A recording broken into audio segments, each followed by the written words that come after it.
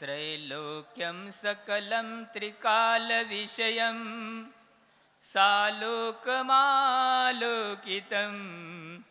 साक्षादेन यथा स्वयं करतले रेखात्रयं साङ्गुली रागद्वेषभयामयान्तकजरा लोलत्वलोभादयो नालं यत्पदलङ्घनाय समः देवो मया वंदते।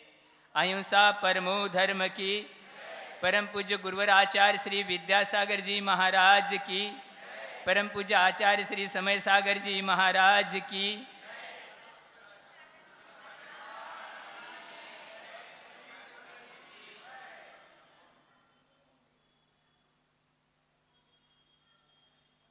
कल आचार्य कुंद कुंद देव के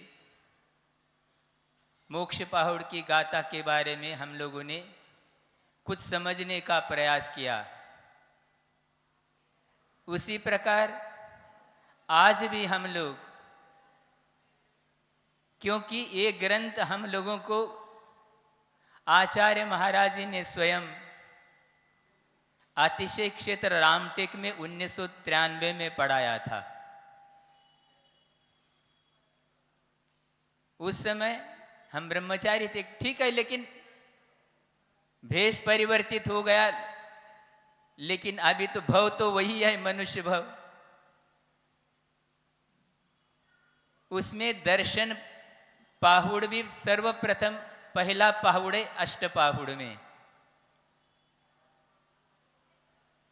उसमें आचार्य कुंद कुंद देव ने सम्यक दर्शन का वर्णन किया है, और उसके साथ साथ दर्शन का अर्थ कुंद कुंद देव ने ये भी कहा गया है, दर्शन का अर्थ होता है पहचान।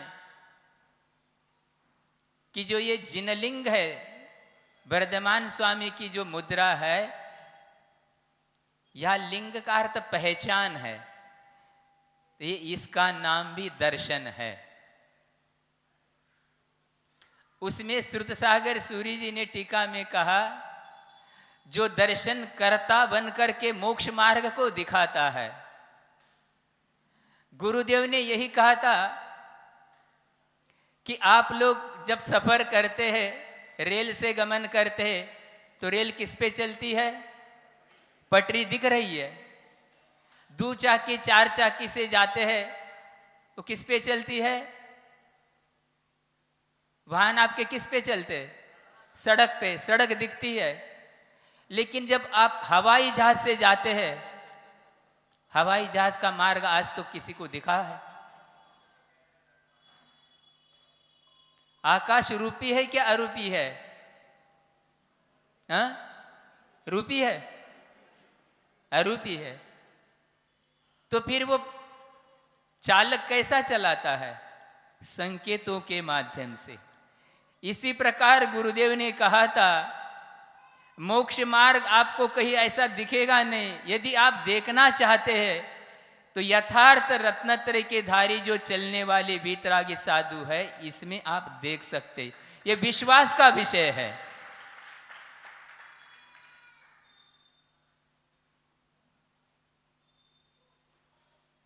तो कई लोग कहते महाराज हम तो, ये क्या है और क्या रहता है हमारे पास?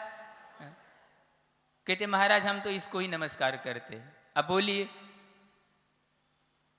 तीर्थंकर जो होते हैं उनके पास ये चीजें होती है, तो तीर्थंकर मिलेंगे तो आप कभी फिर आप कुछ करोगे ही नहीं।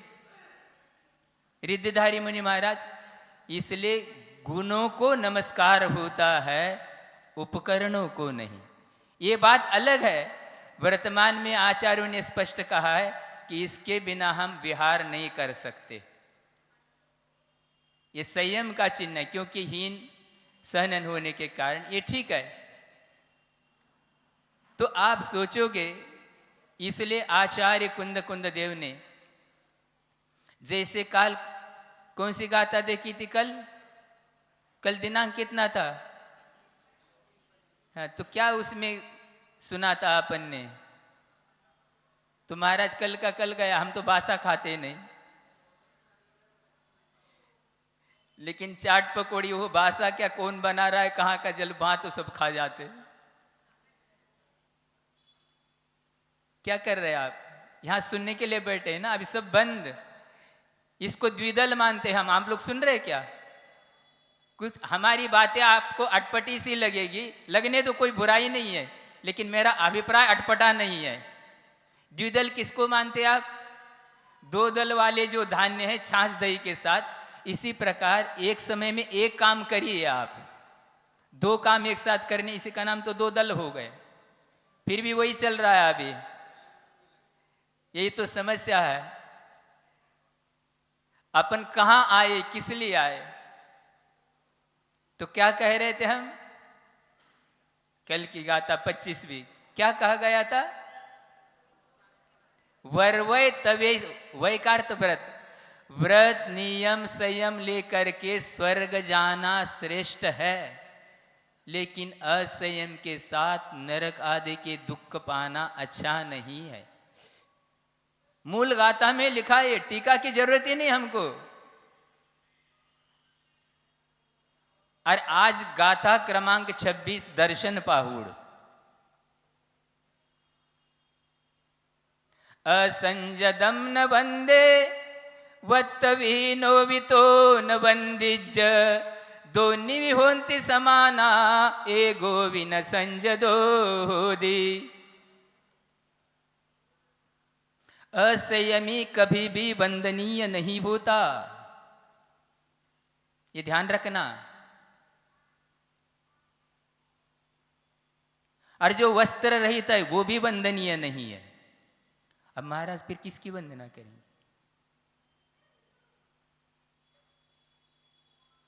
दोन्ही विभंति समाना एगो विन संजदोदी। यदि मात्र वस्त्र का त्याग कर दिया है, लेकिन इंद्रिय संयम, प्राणी संयम इस प्रकार का यदि नहीं है, तो ये भी हमारे लिए कोई कार्यकारी नहीं है। ये आचार्य कुंद कुंद देव की गाथा है। और असंयम कितने प्रकार का है, कल भी बताया था। महाराज आप कितने भी बताओ, हम जहां के हाँ, ऐसा घड़ा है क्या, ऐसा घड़ा है, आप लोग देखिए। काम की बातें तो याद रखो कम से कम, कि कुछ भी पता नहीं, वो चल रहे हम। असंयम तीन प्रकार का है। अनंतानुबंधी कषायजन्य असंयम, ये तो मात्र सम्यक्त को घाता है। चारित्र को यदि घाता भी है, तो अन्य जो अप्रत्याख्यानादि कषाय है उनके उदय को अनंत रूप करता है, सीधे किसी चारित्र का अनंत अनुबंधी घात नहीं करता। अप्रत्याख्यानावरण देश चारित्र का, देश चारित्र कौन से गुण स्थान में है? संयमा संयम कौन से गुण स्थान में है? वीरता वीरत कौन से गुण स्थान में है? पांचवा ही, आगे पीछे कुछ नहीं होता उसमें। और प्रत्याख्यान का अर्थ है संयम, संयम को घातने वाला प्रत्याख्यानावरणीय। ये तीन चौकड़ी जहां नहीं है, और अंतरंग बहिरंग परिग्रह के त्याग के साथ, वहां पर निर्दोष चारित्र का पालन है। प्राणी संयम, इंद्रिय संयम, सभी भाषा समिति, सारी चीजें वहां पर है, वो हमारे लिए। लेकिन ये होकर के वो यदि नहीं है, दोन्ही भी होंति समाना एगो विन संजदो होधी। इसलिए हम जो बोल रहे हैं उसके अनुसार कर रहे हैं क्या नहीं, ये भी आपको देखना है। ये ठीक है, आचार्यों ने पहले कहा शक्ति के अनुसार, तब कोई कम कर रहा है कोई ज्यादा कर रहा है, ये ठीक है, अपनी अपनी शक्ति है, उसमें कोई बाधा नहीं। लेकिन प्ररूपण जो है अन्यथावादी कभी भी नहीं। सामने वाला श्रद्धा के साथ भक्ति के साथ आया है, क्षयोक्षम नहीं है, नहीं जान पा रहा, लेकिन वक्ता का यही कर्तव्य है उसको यथार्थ मार्ग दिखा दे। वो अपना पाए नहीं अपना पाए बात अलग है।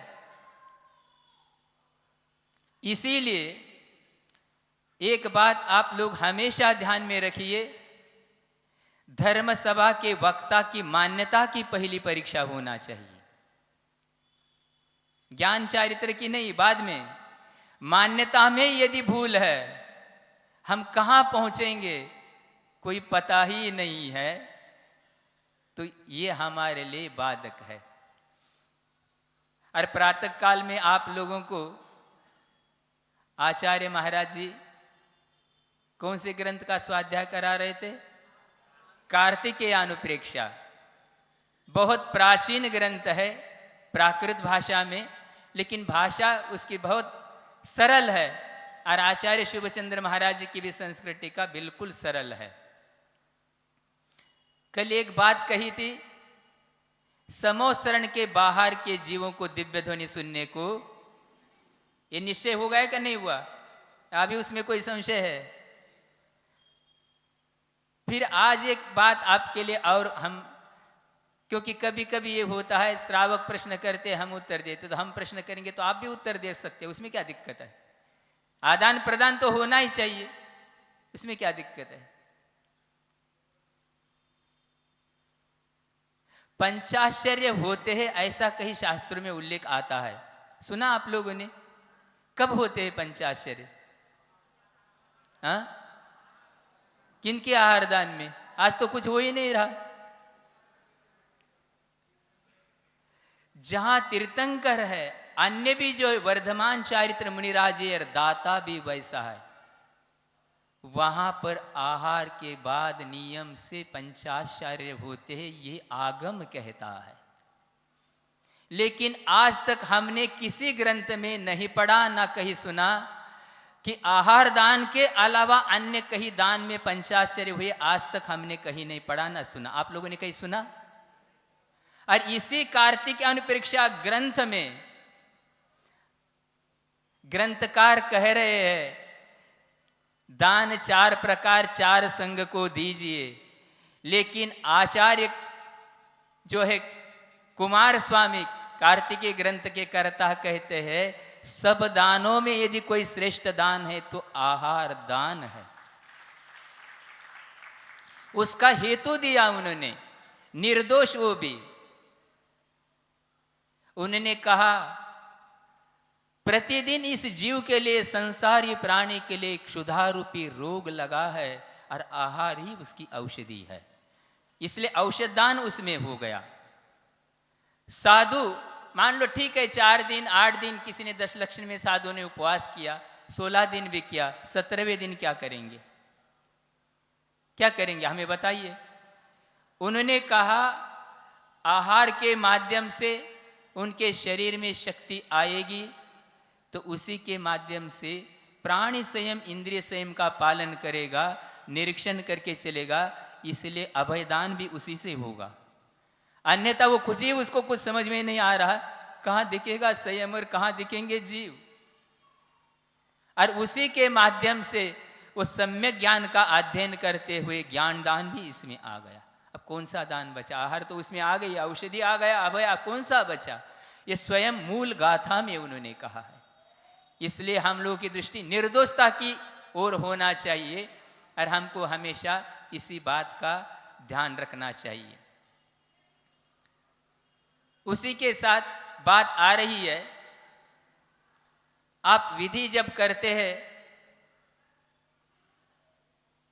सर्वप्रथम क्या करते हैं? पड़घान में क्या करते हैं? और कई लोग बस वही बोलते रहते, आतरशिष्ट बोलते नहीं, भूल जाते। और कहाँ खड़े ये भी देखना चाहिए, जाते समय भागते रहते कई लोग। जीव दया, दाता को भी निरीक्षण करना चाहिए।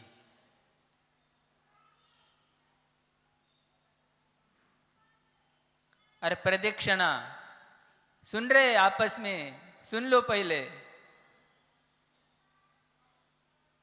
अभी तक के जितने भी दिगंबर परंपरा के मूल प्राचीन आचार्यों के ग्रंथ उपलब्ध है, उसमें प्रदक्षिणा किसके लिए आती है? वंदन काले गुरु जिन जिन हराणम पदक्कणम काउनम नमंसनम पदाहीनम नामम, ये प्रदक्षिणा की व्याख्या है। वंदना करते समय गुरु जिन और जिनग्रह की प्रदक्षिणा देकर के नमस्कार करने का नाम प्रदक्षिणा, वंदना। इसका गुरु का अर्थ कौन? पंच गुरु, जिनका अर्थ जिनेन्द्र भगवान का बिंब स्थापित, और जिनग्रह का अर्थ जिनालय। इन तीन के अलावा अन्य के लिए प्रदक्षिणा करने का विधान किसी भी ग्रंथ में हमको आज तक उपलब्ध नहीं हुआ।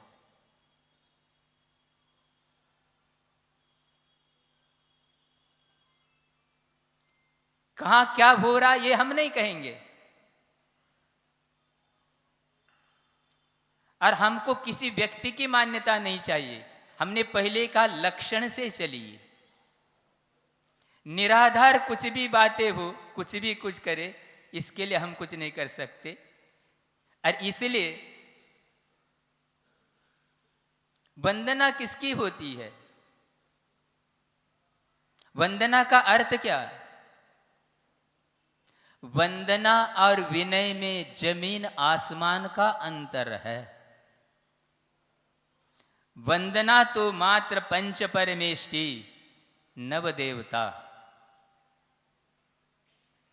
परिग्रहधारी। एक वंदना आवश्यक भी है श्रवणों के 28 मूल गुण में। वंदना इन्हीं की होती है, संयमा संयमी की विनय होती है, यथा योग्य उनका आदर सत्कार होता है, लेकिन वंदना नहीं होती। चल रहा है, जहां तक मैं समझता हूं, वस्तुतः ये जिनेन्द्र भगवान का शासन बच्चों का खेल नहीं है। हो रहा है, चल रहा है, अन्यथा नहीं लेना। लोग व्रत लेने के लिए लालायित लेते भी है, लेना भी चाहिए प्रतिमा आदि, लेकिन सबसे पहले दर्शन प्रतिमा का स्वरूप मालूम करिए आप। दर्शन प्रतिमा के अर्थ अंतर्गत कई लोगों ने यही मान लिया है, जिनेन्द्र भगवान का दर्शन करना, शुद्ध भोजन करना, बस बाजार आदि का नहीं खाना, शुद्ध दवाई खाना, बस इसी का नाम दर्शन प्रतिमा। ये अर्थ नहीं है। दर्शन का अर्थ वहां सम्यक दर्शन है, और सम्यक दृष्टि के लिए यही आचार्य ने कहा, दाता के 7 गुण में विवेक भी है। कौन संयमी है, कौन संयमा संयमी है, कौन अविरत सम्यक दृष्टि है, इसका भी आपको ज्ञान होना चाहिए। और इसलिए आचार्य समंत भद्र महाराज जी ने कहा, प्रतिपत्तिर यथा योग्यम वात्सल्यम अभिलप्यते। जिसकी जितनी योग्यता है उसका ही उसका वात्सल्य करना चाहिए। ये मूल कारिका में कहा है, यथा योग्यम, योग्यता के अनुसार। समय आपका हो रहा है। कुछ लोग कहते हैं महाराज जी हम तो कुछ नहीं जानते। भाई आज नहीं जानते तो कहते हमको नमोकार मंत्र के अलावा कुछ नहीं आता। हमने कहा बहुत अच्छा है, लेकिन इसी पे तो कायम रहो। सुन रहे क्या? नमोकार मंत्र के अलावा कुछ नहीं आता तो इसी पे तो कायम रहो, फिर इधर उधर क्यों लुढ़कते हो? आचार्य महाराज इसको कहते थे मुरझापुरी लोटा। पहले लोटा आता था, उसको पेंदी मत, बहुत जल्दी लुढ़क जाता वो। इसीलिए,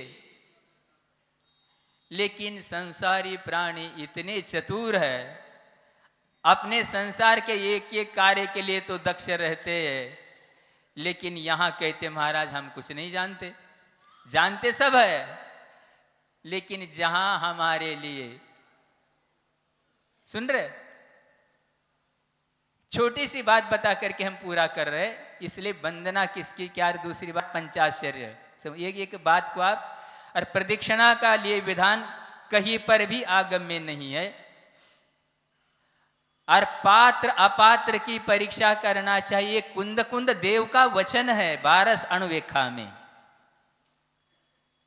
असम्यक दर्शन तो दिखता नहीं है, कोई बात नहीं है, ये हमारे मतिश्रुत ज्ञान का विषय नहीं, प्रत्यक्ष ज्ञान का विषय है। लेकिन हमारा आचरण वचन तो आपको दिख ही रहे, सुन रहे। मान लो कभी कभी ऐसा होता है, मान लो आपकी पुत्री जहां पर भी ब्याही है, अब जैसे दिवाली आएगी या रक्षाबंधन, कभी कभी आज बहुत अंतर आया, वैसे आज का तो कोई समय आने जाने का निर्धारण नहीं पहले जैसा। लेकिन मान लो आ गई आपके यहाँ और लेने के लिए मान लो दामाद आ गए। पहले ऐसा नहीं होता था, दूसरे लोग लेने, आज तो क्या है पता ही नहीं, कहाँ का क्या आ गया और कहाँ कहाँ जाएगा, ये कहाँ टिकेगा, ये तो भगवान ही जान रहे केवल ज्ञान से, इसके बारे में हम कुछ नहीं कहते। लेकिन कभी उसके साथ साथ भाई भी आ गया, किनका? हाँ, दामाद का, छोटा बड़ा जो भी, जेठ देवर आप भी बोलते हैं। अब विदाई का समय आ गया तो क्या करते हैं उस समय? जो दामाद हो, जमाई हो, चाहे उसका भाई हो, जेठ देवर, भोजन दोनों के लिए वही है। वस्त्र भी मान लो दे दे, लेकिन अंगूठी किनके हाथ में जाएगी? जे बोलिए, क्या बाधा क्या है? हाँ, बताओ ना, आपका विषय बता रहे हम तो, बोलने में क्या, इसमें कोई परीक्षा नहीं लगे, बताओ सरल भाषा में, किसके हाथ में जाएगी? श्रावक कुछ नहीं बोल रहे, दामाद के हाथ में। एक बात कभी भी ध्यान रखना, लेकिन उसका जो भाई है सगा, बड़ा या छोटा, वो कभी भी यत्किंचित भी बुरा नहीं मानता। क्यों नहीं मानता? उसको यथार्थ ज्ञान है, इनकी पुत्री मेरे भाई के साथ ब्याही हुई, मेरे साथ नहीं। यथार्थ ये ज्ञान है, इसीलिए ये बातें तो हमको जल्दी ध्यान में आती। और मान लो जैसे चावल सस्ते से सस्ता कितने में आता है? हमको पता नहीं भाई, अब आप ही लोग, हमको थोड़ी पता है, अब बहुत समय हो गया हम लोग छोड़ करके। 20 रुपए में आता है, ठीक भाई, 20 से। अरे अच्छे से अच्छा महंगा, हाँ नहीं अभी पता नहीं फिर आपको। 150 200 भी, बासमती अम्बे मोहर, वो तो सुना, नाम तो सुना हमने।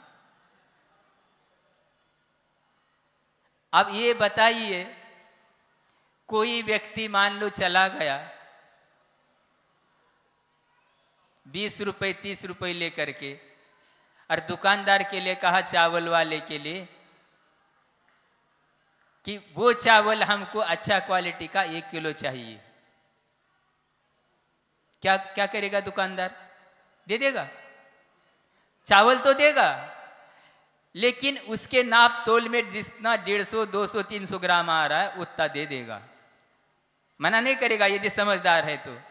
लेकिन वो बोल रहा है भाई सदस्य हमारे परिवार में बहुत है, इतने चावल में काम नहीं बनेगा, तो क्या बोलेगा दुकानदार? जिस दुकान में आपको मिलता है वहां से आप ले सकते, बहुत अच्छा। क्या मिल सकेगा?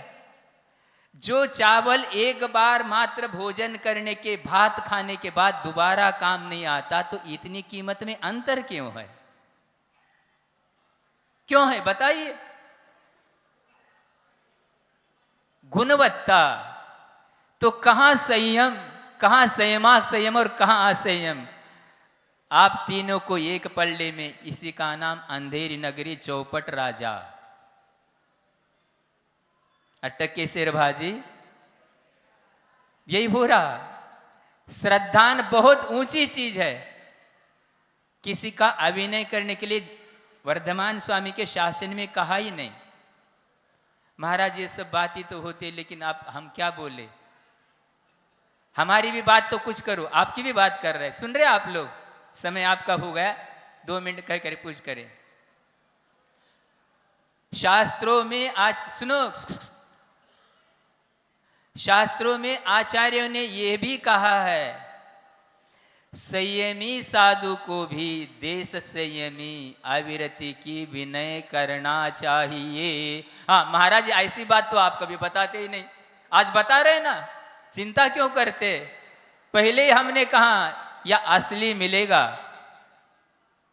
पात्रता बनाइए, ये मेरा नहीं है, भगवान वर्धमान स्वामी, क्योंकि आचार्य कुंद कुंद देव ही कहते ऐसो जिनो वदेसो, वो भी नहीं कहते मेरा, आचार्य महाराज भी कभी नहीं कहते मेरा, ना आचार्य महाराज ने कभी कहा।